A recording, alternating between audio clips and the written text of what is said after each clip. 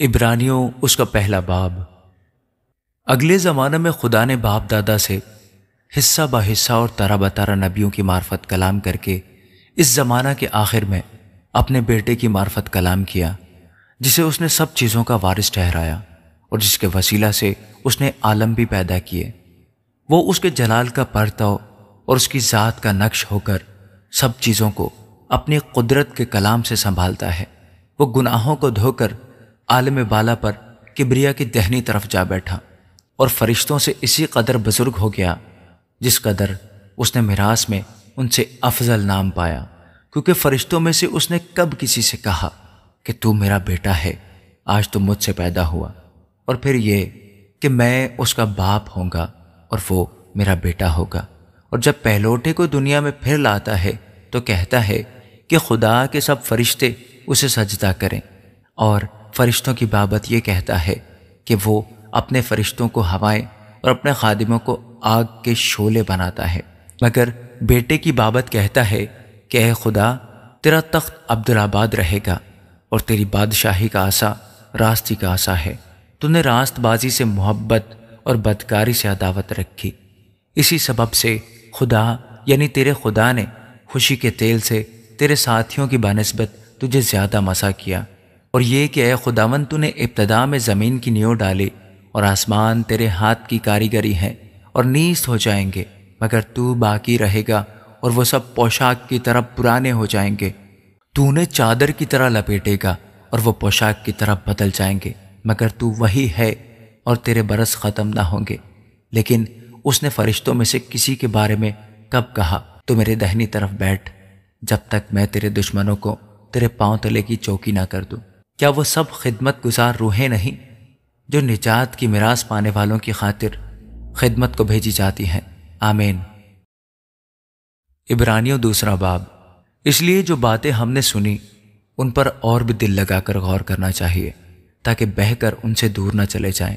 کیونکہ جو کلام فرشتوں کی معرفت فرمایا گیا تھا جب وہ قائم رہا اور ہر قصور اور نافرمانی کا ٹھیک ٹھیک بدلہ ملا،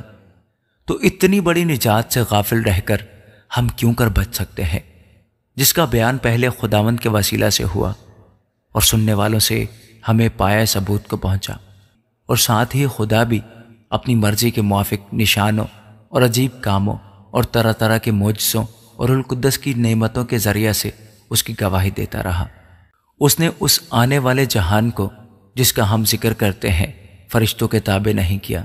بلکہ کسی نے کسی موقع پر یہ بیان کیا ہے کہ انسان کیا چیز ہے جو تو اس کا خیال کرتا ہے، یا آدم زاد کیا ہے جو تو اس پر نگاہ کرتا ہے۔ تو نے اسے فرشتوں سے کچھ ہی کم کیا، تو نے اس پر جلال اور عزت کا تاج رکھا اور اپنے ہاتھوں کے کاموں پر اسے اختیار بخشا۔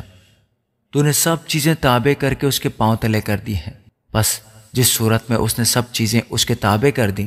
تو اس نے کوئی چیز ایسی نہ چھوڑی جو اس کے تابع نہ کی ہو، مگر ہم اب تک سب چیزیں اس کے تابع نہیں دیکھتے، البتہ اس کو دیکھتے ہیں جو فرشتوں سے کچھ ہی کم کیا گیا، یعنی یسوع کو، کہ موت کا دکھ سہنے کے سبب سے جلال اور عزت کا تاج اسے پہنایا گیا ہے، تاکہ خدا کے فضل سے وہ ہر ایک آدمی کے لیے موت کا مزہ چکھے، کیونکہ جس کے لیے سب چیزیں ہیں اور جس کے وسیلہ سے سب چیزیں ہیں، اس کو یہی مناسب تھا کہ جب بہت سے بیٹوں کو جلال میں داخل کرے تو ان کی نجات کے بانی کو دکھوں کے ذریعہ سے کامل کر لے، اس لیے کہ پاک کرنے والا اور پاک ہونے والے سب ایک ہی اصل سے ہیں، اسی باعث وہ انہیں بھائی کہنے سے نہیں شرماتا۔ چنانچہ وہ فرماتا ہے کہ تیرا نام میں اپنے بھائیوں سے بیان کروں گا، کلیسیا میں تیری حمد کے گیت گاؤں گا، اور پھر یہ کہ میں اس پر بھروسہ رکھوں گا، اور پھر یہ کہ دیکھ میں ان لڑکوں سمیت جنہیں خدا نے مجھے دیا،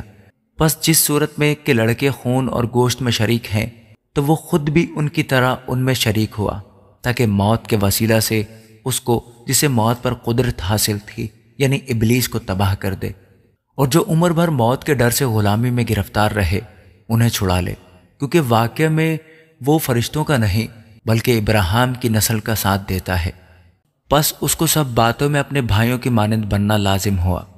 تاکہ امت کے گناہوں کا کفارہ دینے کے واسطے ان باتوں میں جو خدا سے علاقہ رکھتی ہیں ایک رحم دل اور دیانتدار اور سردار کاہن بنے، کیونکہ جس صورت میں اس نے خود ہی آزمائش کی حالت میں دکھ اٹھایا تو وہ ان کی بھی مدد کر سکتا ہے جن کی آزمائش ہوتی ہے۔ آمین۔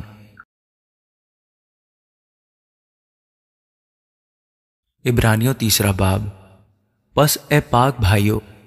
تم جو آسمانی بلاوے میں شریک ہو،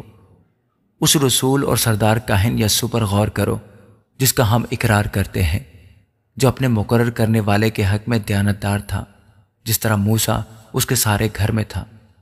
کیونکہ وہ موسیٰ سے اس قدر زیادہ عزت کے لائق سمجھا گیا جس قدر گھر کا بنانے والا گھر سے زیادہ عزت دار ہوتا ہے۔ چنانچہ ہر ایک گھر کا کوئی نہ کوئی بنانے والا ہوتا ہے، مگر جس نے سب چیزیں بنائی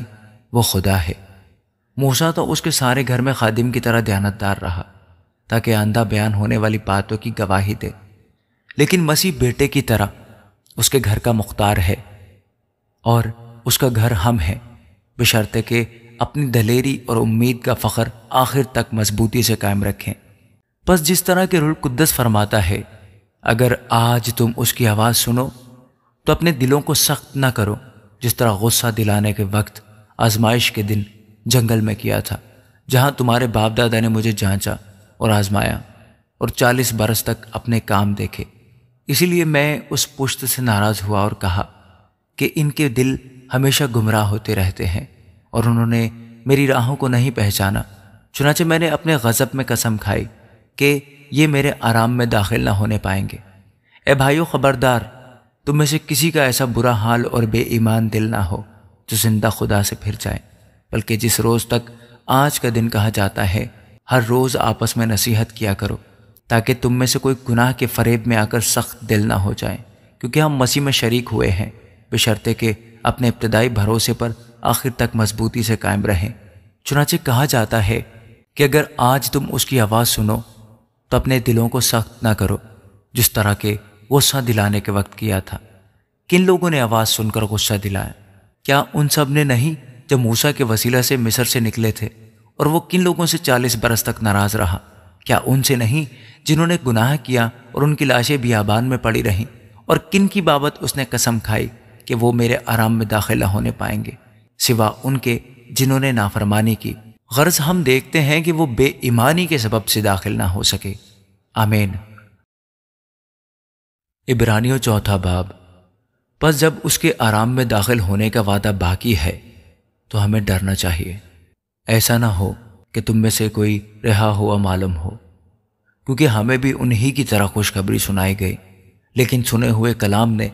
ان کو اس لیے کچھ فائدہ نہ دیا کہ سننے والوں کے دلوں میں ایمان کے ساتھ نہ بیٹھا، اور ہم جو ایمان لائے اس آرام میں داخل ہوتے ہیں، جس طرح اس نے کہا کہ میں نے اپنے غضب میں قسم کھائی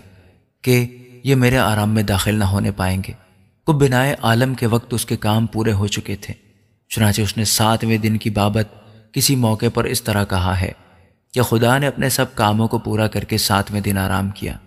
اور پھر اس مقام پر ہے کہ وہ میرے آرام میں داخل نہ ہونے پائیں گے۔ بس جب یہ بات باقی ہے کہ بعض اس آرام میں داخل ہوں، اور جس کو پہلے خوشخبری سنائی گئی تھی وہ نافرمانی کے سبب سے داخل نہ ہوئے، تو پھر ایک خاص دن ٹھہرا کر اتنی مدت کے بعد داؤد کی کتاب میں اسے آج کا دن کہتا ہے، جیسا بیشتر کہا گیا کہ اگر آج تم اس کی آواز سنو تو اپنے دلوں کو سخت نہ کرو۔ اگر یشوع نے انہیں آرام میں داخل کیا ہوتا تو وہ اس کے بعد دوسرے دن کا ذکر نہ کرتا۔ پس خدا کی امت کے لیے سبت کا آرام باقی ہے، کیونکہ جو اس کے آرام میں داخل ہوا اس نے بھی خدا کی طرح اپنے کاموں کو پورا کر کے آرام کیا۔ پس آؤ ہم اس آرام میں داخل ہونے کی کوشش کریں، تاکہ ان کی طرح نافرمانی کر کے کوئی شخص گر نہ جائے، کیونکہ خدا کا کلام زندہ اور مؤثر اور ہر ایک 2 دھاری تلوار سے زیادہ تیز ہے، اور جان اور روح اور بند اور گودے کو جدا کر کے گزر جاتا ہے، اور دل کے خیالوں اور ارادوں کو جانچتا ہے،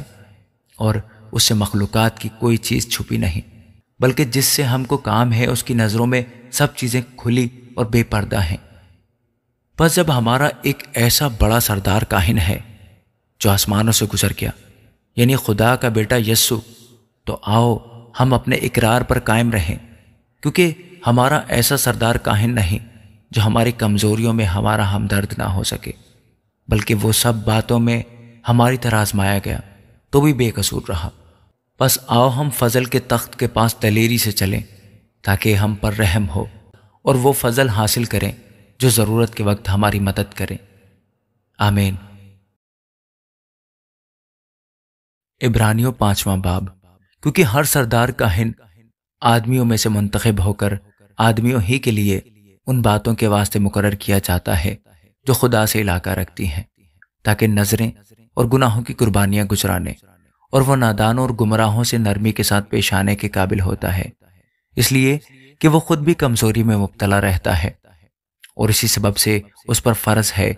کہ گناہوں کی قربانی جس طرح امت کی طرف سے گزرانے اسی طرح اپنی طرف سے بھی چڑھائے۔ اور کوئی شخص اپنے آپ یہ عزت اختیار نہیں کرتا جب تک ہارون کی طرح خدا کی طرف سے بلایا نہ جائے۔ اسی طرح مسیح نے بھی سردار کاہن ہونے کی بزرگی اپنے تئیں نہیں دی، بلکہ اسی نے دی جس نے اس سے کہا تھا کہ تو میرا بیٹا ہے، آج تو مجھ سے پیدا ہوا۔ چنانچہ وہ دوسرے مقام پر بھی کہتا ہے کہ تو ملک صدق کے طور پر ابد تک کاہن ہے۔ اس نے اپنی بشریت کے دنوں میں زور زور سے پکار کر اور آنسو بہا بہا کر اسی سے دعائیں اور التجائیں کی جو اس کو موت سے بچا سکتا تھا، اور خدا ترسی کے سبب سے اس کی سنی گئی، اور باوجود بیٹا ہونے کے اس نے دکھ اٹھا اٹھا کر فرما برداری سیکھی، اور کامل بن کر اپنے سب فرما برداروں کے لیے ابدی نجات کا باعث ہوا، اور اسے خدا کی طرف سے ملک صدق کے طور کے سردار کاہن کا خطاب ملا۔ اس کے بارے میں ہمیں بہت سی باتیں کہنا ہے جن کا سمجھانا مشکل ہے، اس لیے کہ تم اونچا سننے لگے ہو۔ وقت کے خیال سے تو تمہیں استاد ہونا چاہیے تھا، مگر اب اس بات کی حاجت ہے کہ کوئی شخص خدا کے کلام کے ابتدائی اصول تمہیں پھر سکھائے، اور سخت غذا کی جگہ تمہیں دودھ پینے کی حاجت پڑ گئی، کیونکہ دودھ پیتے ہوئے کو راست بازی کے کلام کا تجربہ نہیں ہوتا، اس لیے کہ وہ بچہ ہے، اور سخت غذا پوری عمر والوں کے لیے ہوتی ہے جن کے حواس کام کرتے کرتے نیک و بد میں امتیاز کرنے کے لیے تیز ہو گئے ہیں۔ آمین۔